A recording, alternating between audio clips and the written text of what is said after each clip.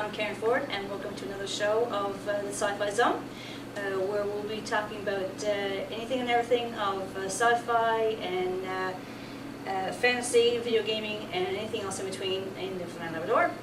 Today we have Paul Dooley, Steve, and of course Darren Han. And today's show will be about everyday geeks, from video gaming to computers with RPGs. So stay tuned and we'll be right back.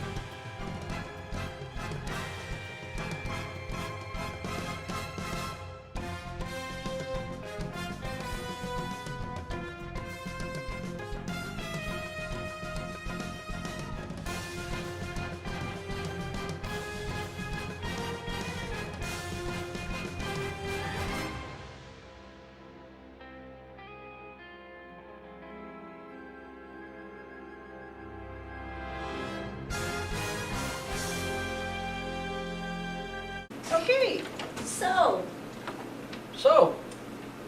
video gaming. I know nothing about video gaming. Star Trek, he's the video game man. Okay, so about video gaming and RPGs and... Well, there's lots of RPGs out there. The First of all, what is an RPG? role-playing game. Role-playing game. So basically, it's video games where you have a character and you assume the role of that character, and you usually have some quests you gotta solve and perform, and then you level up your character. You get various equipment. Your character get new capabilities to do things, and there's a variety of settings it can be in, from space to Middle Ages to fantasy world. Latest one, for example, that just came out is Elder Scrolls V, Skyrim, which is very popular, and it's a great game. It really is an immersive world. Now you said RPG role-playing games. Now when I think of role-playing games, I think of stuff like Dungeons and Dragons. Is that called RPG too? In a way, yes, it can be, yeah. Earlier version. Yeah, it's more like the manual version of it, where as opposed to the computer world. Yeah. So where you Dungeons and Dragons is great. It's you have your dungeon master controls everything, controls how the action's going, so you can really use your imagination, and it is everything is going on in your imagination and how the story is told. Yeah. Whereas once it's on a computer, you got all the graphics and everything, so you can have It's more laid out for you. Yeah. And my brother-in-law, he plays the board game Dungeons and Dragons, and he has a couple of friends go up to his house every so often, and they get to play and stuff. So we make fun of them. Well, see, that's yeah. Like that's one thing now that I find like interesting. There's like one time not that long ago, it's like if you were a geek, you were like the bottom rung in school. Yes. And you weren't that popular. And now I find ever since, well, I can't say ever since all the sci-fi movies come out, because sci-fi movies have been out for years, but I found in the last 10 or 15 years it's becoming, I hate to say it, was almost really cool to be a geek. Like you got TV shows They're now. more validated now. Yeah, like more you got acceptable. more acceptable. Like you got shows now like Big Bang Theory. Like I actually had a woman come into my shop there a while ago, and she had a little fella with her. He's about 6 or 7 years old, and he looked just like Sheldon from Big Bang Theory. Yeah. And she said he's drove nuts in school, and I said why? I said what's he being picked on? Because he had the glass. But picture Sheldon with glasses, and he had glasses on, and he had his little plaid shirt on, and I figured, I said, oh, I know you don't get beat up in school, do you? And she said, you wouldn't believe how popular he is. She said the girls, she said one time, she said all the girls would be going for all the jocks, like the ball players and all this. But now she said since Big Bang Theory got popular, all the little nerds are talk of the town. Yeah. She said he goes to school, apparently they have like comic book day, like it's a big thing in school now, so he goes to comic book store, gets his comics, brings them to school, and she said like you're in the classroom now, you got all these little geeky guys with their little plaid shirts on and all this, and you got all the girls around them, and you got the jocks, the little hockey players and all that, and they're over there by themselves, like no cheerleaders, no nothing. They're all after the little nerdy guys now. Yeah. And I'm here, it's like, why didn't that happen when I was growing up? It's like, oh my God. But I got a lovely wife, so I can't complain. Yeah. There you go. But, well, with RPGs as well, I mean, you could have anything with that, because I know a few friends that they take from TV shows, and they assume the character of a TV show and do their own little thing with that as well. Yeah, pretty much it's only your imagination that's Yeah. the limit, and there are all kinds of like games out there, there's board games as well, where you can do pretty much the same kind of things, like Dungeons and Dragons style, but in so many other different settings. Yeah. So I think it's great because it's something people they're using their mind when they're doing it. Yeah. I don't watch TV much myself, so sometimes I can't interact with the game when Sure. you're a TV show. Yeah. But Well, that's like me. That's- I'm not into video games at all, so I know nothing about. Like I'll be here like, what video games nothing. no, the way you guys watch TV is different than many other people. Like TV is you just sit there as a vegetable sometimes to watch TV, but you guys are obviously very much into it, so Oh, your good, brains are yes. very active. But I would say video games, your brain is active while you're playing. It's an active. Did he just say that entertainment. video gamers are smarter than people that watch TV? No. I think he did, didn't he? I think you did. Okay, but anyway, go on. I didn't say that, but But that's what you meant. Okay. So I got Read it. the subtitles at the bottom, is it? Gamers are smarter than people that watch TV. No, but it comes from when I got my very first video game. Yep. Basically, my mom didn't want that in the house because it's just like having a VCR there. You just sitting gonna sit and watch something all day. But we convinced her by the very fact that we're actually not just sitting watching, we're actually doing something. So that's how I ended up with my first. What was your first video game? That's a European system called Philips. Oh, okay. Philips. So it's kind of like the Atari 2600, just a European version. So what do you prefer? Do you prefer the RPGs, or do you prefer just to sit down on the screen and just play the game as it is, like say Mario Brothers or something?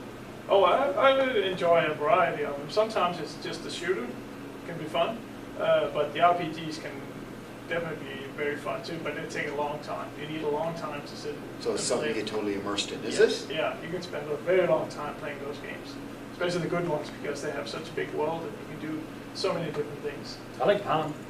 I like they humor. can take a lot. Pong was good. That was my I experience. despise Mario because he can never go where I want him to go, and I always die. so- Mario, that's the plumber, right?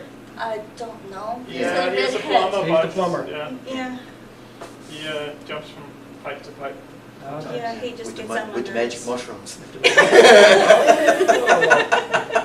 Unfortunately, he's got in trouble lately because he's wearing animal outfit with some, we shall not mention here, animal rights people took offense to that. Really? Because they think he's a skinner, so. Seriously? Yeah, he, That's all he what did I- was put on a costume that Yeah. he gets from a magic leaf. Yes? Yeah. And then he gets the abilities of that animal, and then they got in trouble. But they're not really, they're just trying to get attention, so let's not give them any more attention. Oh, no, Oh, forget them. no. Yeah, Forget them. talk Yes. about geeks. Talk about geeks. Yeah, So, we're geeks. No, I'm talking about them. You gotta love it. so yeah, so there's so many things these days too, besides like, we got the TV shows, you got the video games, there's a lot of people into the magic cards, which is another great thing.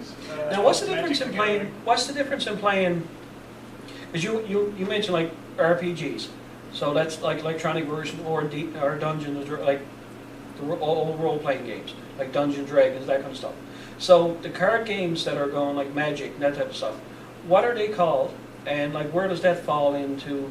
Well, those are trading card games. Okay. So basically you collect and you build a deck, Yeah. and that deck has the different cards have so many different capabilities that you really got to think about how you have your deck. Some cards kind of enforce each other and can cover for each other in different ways, and it's not just 3 of hearts or something like that. There's so many aspects to different cards that you really need to think about how you build your deck, and some offensive capabilities, some defensive, and there's magic in it.